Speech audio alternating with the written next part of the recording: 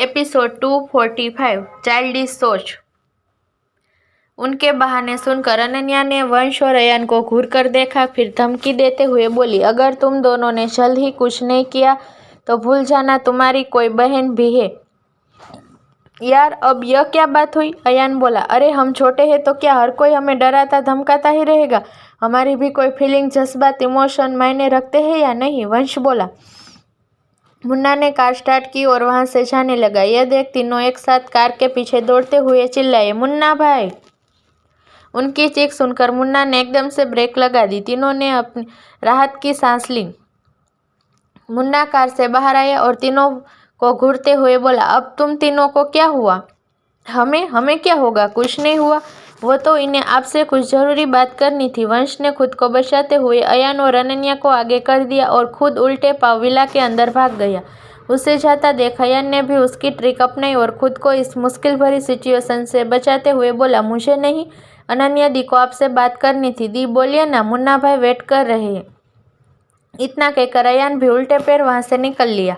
अनन्या खिसियानी हंसते हुए बोली, वो भाई, मुझे जो बोलना था वो मैं जस्ट अभी भूल गई। थोड़ा रुकिए, मैं याद कर रही हूँ। इतना कहकर अनन्या सोचने की एक्टिंग करते हुए दूसरी तरफ घूम गई। उसने फोन में टाइम देखा। अभी 12 बजने में पूरे 11 मिनट कम थे। वो वंश और अयान पर खींचते हुए बोली, लोग सही ही कहते हैं, यह दोनों एक नंबर के नमूने हैं। मुझे अकेले छोड़कर चले गए। बस कुछ ही मिनट तो बचे थे, मेरा साथ नहीं दे सकते थे? उसने दोबारा टाइम देखा और बोली, अरे यह टाइम खत्म क्यों नहीं हो रहा? पीछे मुन्ना खड़ा मुस्कुरा रहा था। असल में उसे अच्छे से याद था कल उसका बर्थडे है और वो यह भी जानता था अनन्या ने उसके लिए कोई ना कोई प्लान बनाया हुआ होगा। यही वजह थी कि वो दोपहर से उसकी सारी बातें सुन रहा था। अनन्या को थोड़ा और परेशान करने के लिए वो बोला, नानू मैं अंदर जा रहा हूँ, जब तुझे याद आ जाए मुझे आकर बता दियो। यह सुनते ही अनन्या के कान खड़े हो गए। वो एकदम से बोल पड़ी, नहीं, आप अंदर नहीं जा सकते। पर मैं अंदर क्यों नहीं जा सकता? कहते हुए मुन्ना अनन्या को फिर घूर कर देखा तो अनन्या एकाएक हंस पड़ी और बोली, वो इसलिए क्योंकि मुझे याद आ गया है। इतना कहकर वो मुन्ना के पास आई, उसका हाथ पकड़ा और छोटे छोटे कदमों से अंदर जाते हुए बोली, मुन्ना भाई, आपको पता है आप मेरी जिंदगी के दूसरे ऐसे इंसान हैं जिसे मैं बहुत ज़्यादा प्यार करती हूँ।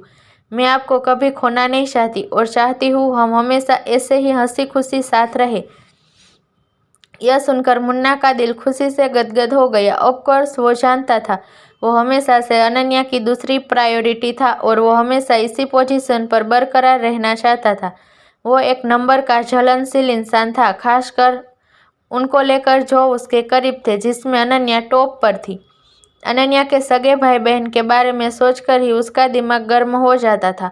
और यहाँ भी उसने खुद को अनन्या के सिबलिंग से कंपेयर करते हुए अनन्या से पूछा, क्या मैं तेरे लिए तेरे सगे भाई बहन से भी ज़्यादा खास हूँ?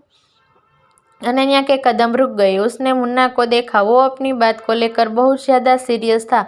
कुछ 30 सेकंड की खामोशी के बाद अनन्या ने मुस्कुराते हुए अपना सिर हिलाकर कहा, हाँ, आप उनसे भी ज़्यादा खास है मेरे लिए। मैंने कहा ना, आप मेरी दूसरी प्रायोरिटी है।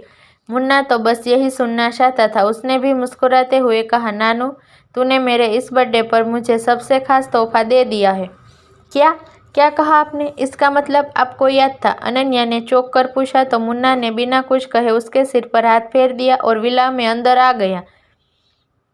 मगर जब उसने विला की सजावट देखी, उसका मुंह खुला का खुला रह गया। उसके पीछे पीछे अनन्या भी आ गई। 12 बजने में सिर्फ 1 मिनट कम थे। अनन्या ने सभी को तैयार रहने का इशारा किया और जैसे ही 12 बजे तेज पटाखों की आवाज़ के साथ सब एक साथ बोले, हैप्पी बर्थडे सर। अनन्या भी उनके साथ बोली, हैप्पी बर्थडे मुन्ना भाई।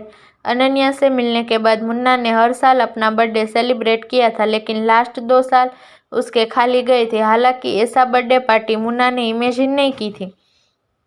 खुश होने की बजाय वो रूखेपन से अनन्या को देखते हुए बोला, नानू, क्या मैं कोई बच्चा हूँ? तू मेरे लिए ऐसा बर्थडे सरप्राइज सोचा? सच में यह हद से ज़्यादा चाइल्डिश है। अनन्या ने मुन्ना के हजारों रिएक्शन इमेजिन किए थे, लेकिन ऐसा कुछ होगा उसने यह नहीं सोचा था।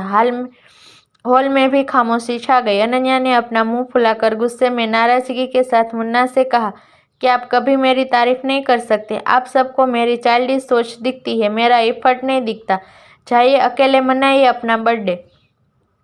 अनन्या मुंह फुलाकर हॉल में सोफे में बैठ गई और सभी से बोली, अब यहाँ कोई सेलिब्रेशन नहीं होगा, कोई केक नहीं कटेगा, आप सब भी जाइए, जाकर सो जाइए। एक ऐसे इंसान के लिए अपना समय बर्बाद करने का क्या फ़ायदा, जिन्हें हमारे एफर्ट नज़र ही नहीं आते।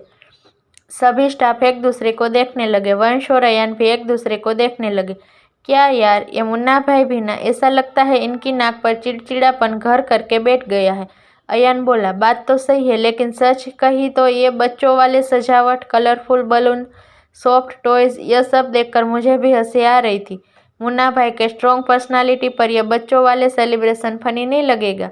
वंश ने मुंह दबाकर हंसते हुए कहा। तो अयान ने कहा, इसमें फनी जैसा क्या है, बर्थडे पर हैप्पीनेस ही तो मायने रखती है। मुझे तो बहुत खुशी होगी अगर कोई मेरे लिए इतना करेगा।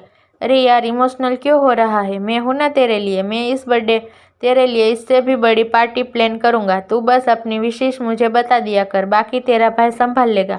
कहते हुए वंश ने अयान को कंधों से हक कर लिया। अयान बस मुस्कुरा दिया और फिर वो मुन्ना और अनन्या को देखने लगा। क्या लगता है मुन्ना अनन्या की चाइल्डिश पार्टी में शामिल होगा? क्या सोचा होगा अनन्या ने यह सब प्लान करते हुए?